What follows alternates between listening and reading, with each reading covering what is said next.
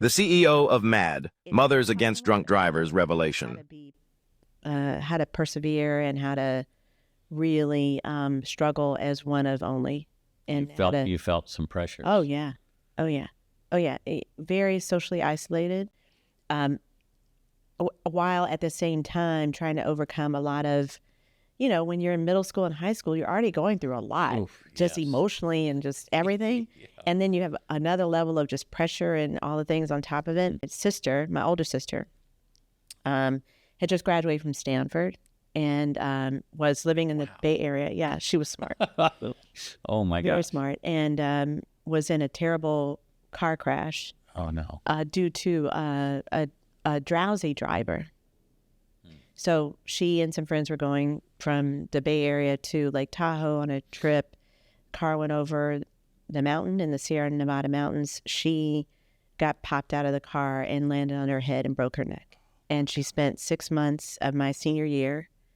My whole family, basically my mom and my dad, I was alone for 6 months of my senior year because they were out in California with my sister who was in rehab.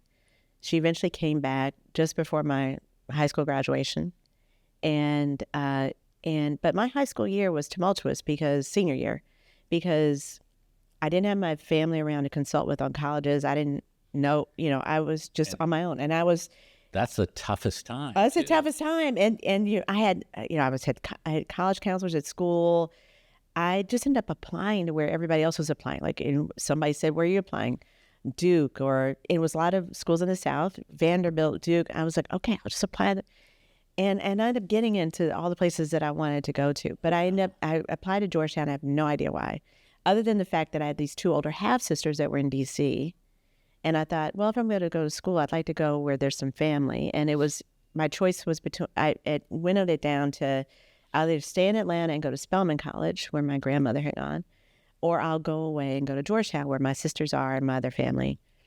And with all the things going on with my sister, who was then back at home and, in a wheelchair, I felt like maybe I'll just leave so my family can kind of deal with things going, and I'll get out of everybody's way. And that's why I went to Georgetown. That was the reason I went to Georgetown. I hadn't seen the school. I hadn't visited there. I didn't know anybody that had gone there.